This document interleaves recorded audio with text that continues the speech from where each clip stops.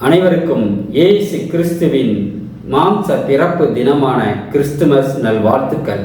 இயேசு கிறிஸ்துவின் பிறப்பை குறித்து தீர்க்க தரிசனம் உரைத்த போது அந்த தீர்க்க தரிசனம் இப்படியாக கூறுகிறது: இருளில் நடக்கிற ஜனங்கள் பெரிய வெளிச்சத்தை கண்டார்கள் என்று.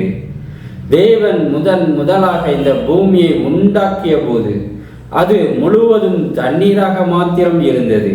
அந்த தண்ணீரும் ஒரே இருளாகத்தான் இருந்தது. அப்பொழுது முதலாக பூமியை பார்த்து தேவன் சொன்ன வார்த்தை இதுதான்: தேவன் வெளிச்சம் உண்டாக கடவுது என்றார். வெளிச்சம் உண்டாயிற்று என்பதாக ஆதியாகமம் 1:3 பார்க்கிறோம். பின்புதான் ஆகாய விரிவையும் அதன் பின்பு வெட்டாந்தரையையும் கடலையும் அதன் பின்பு மரங்களையும் அதன் பின்பு சூரியன் சந்திரனையும் உண்டாக்குகிறார். அதன் பின்பு கடல் உயிரினங்களையும் பறவைகளையும் அதன் பின்பு மிருகங்களையும் ஊரும் பிராணிகளையும் உண்டாக்குகிறார். பின்பு கடைசியாக மனுஷனை உண்டாக்கினார். அப்படியானால் வெளிச்சம்தான் எல்லாவற்றிற்கும் அடிப்படை தேவையான முதன்மையான ஒன்று என்று விளங்குகிறது அல்லவா? அந்த வெளிச்சத்தின் மூலம்தான் உலகத்தில் உள்ள அத்தனை காரியங்களையும் நாம் சரியாக கண்டு கொள்ள முடியும் அல்லவா? சரி, எல்லாம் அப்படியே சரியாக போய்கொண்டிருக்கிறது. அப்பொழுதுதான் பாவம் மனிதனுடைய வாழ்க்கையில் குறுக்கிட்டது. அதோடு தேவனுடைய பிரசன்னம் ஒளி எடுக்கப்பட்டு மனிதனுடைய வாழ்க்கை இருளில், கேட்டில், கொடுமையில், தீமையில் நடக்க ஆரம்பிக்கின்றது. அப்படி இருளில் நடக்கிற ஜனங்கள் தான் பெரிய வெளிச்சத்தை கண்டார்கள்.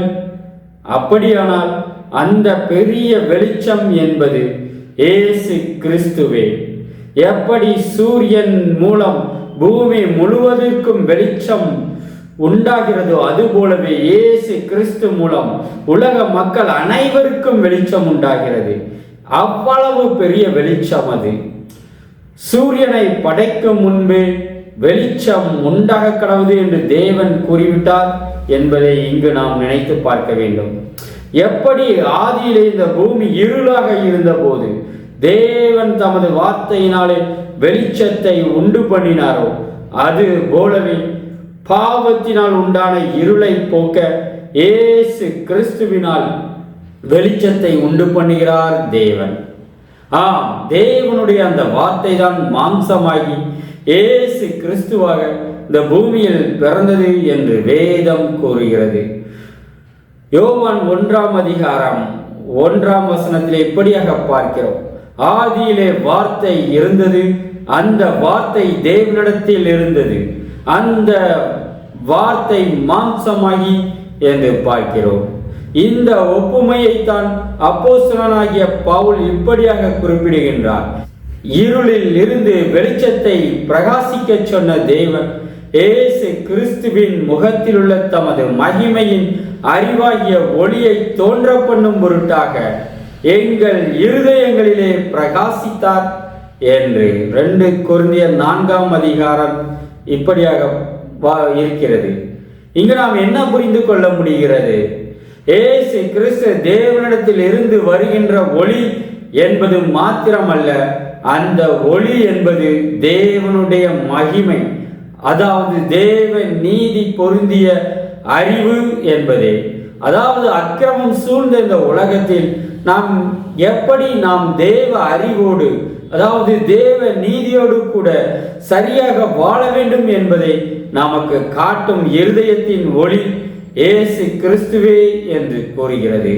அதற்கு பவுல் கூறும் மிக முக்கிய காரியம் எங்கள் இருதயங்களிலே பிரகாசித்தார் என்பது. இதில்தான் தேவன் ஆதியிலே உலகத்தை காண உண்டாக்கின வெளிச்சத்திற்கும் பாவ உலகத்தில் நீதியின் பாதையை காண இயேசு கிறிஸ்துவால் உண்டாக்கின வெளிச்சத்திற்கும் உள்ள வேறுபாடு உள்ளது. ஆதியிலே தேவன் உண்டாக்கின வெளிச்சம் மனிதருடைய கண்களுக்கு வெளிச்சத்தை கொடுக்கிறது. ஆனால் இயேசு கிறிஸ்துவினால் உண்டாகிற வெளிச்சமோ நம்முடைய இருதயத்திற்கு வெளிச்சத்தை கொடுக்கிறது. எப்படி கண்கள் குருடானவர்கள் அந்த ஆதி வெளிச்சத்தை காண முடியாமல் குருடராக பூமியில் வாழ கஷ்டப்படுகின்றனரோ, அது போலவே இயேசு கிறிஸ்து என்னும் ஒளியை, அந்த தேவ அறிவை காண உணர முடியாதவர்கள் இருதயத்தில் குருடராக நீதியில் வாழ கஷ்டப்படுகின்றனர். தேவனுடைய நீதியான வாழ்க்கைக்கு வராமல் பாவத்திலேயே வாழும்படி சாத்தான் அப்படி மனிதருடைய இருதயத்தை குருடாக்கி விடுகிறான் என்றும் பவுல் குறிப்பிடுகின்றார். தேவனுடைய சாயலாய் இருக்கிற கிறிஸ்துவின் மகிமையான சுவிசேஷத்தின் ஒளி அவ்விசுவாசிகளாகிய அவர்களுக்கு பிரகாசமாய் இராதபடிக்கு இப்பிரபஞ்சத்தின் தேவனானவன் அவர்களுடைய மனதை குருடாக்கினான் என்று 2 கொரிந்தியர் 4:4 பார்க்கிறோம். அப்படி என்று சொன்னால் கண்கள் குருடானவர்கள் எவ்வளவு பெரிய சூரிய வெளிச்சத்தையே காண முடியாதது போல இருதயம் குருடானவர்கள் இயேசு கிறிஸ்து என்னும் அந்த பெரிய வெளிச்சத்தையே காண முடியாதபடி சாத்தான் செய்து விடுகிறான். சரி, இன்னும் சற்று ஆழமாக பார்ப்போம் என்றால், இந்த தேவனுடைய அறிவு இயேசு கிறிஸ்து மூலம் எப்படி நம்முடைய இருதயத்தில் உண்டாகிறது என்றும் பவுல் குறிப்பிடுகின்றார். ஏனெனில் நீங்கள் உங்கள் ஊழியத்தினால் உண்டாகிய கிறிஸ்துவின் நிருபமாய் இருக்கிறீர்கள் என்று வெளியரங்கமாய் இருக்கிறது.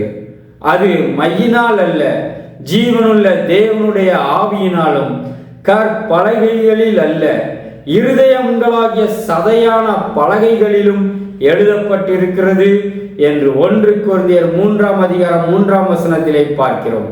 ஆம் பிரியமானவர்களே, இன்று ஒருவேளை உங்கள் கண்கள் குருடில்லாமல் இருக்கலாம். ஆனால் உங்கள் இருதயத்தை பற்றி என்ன?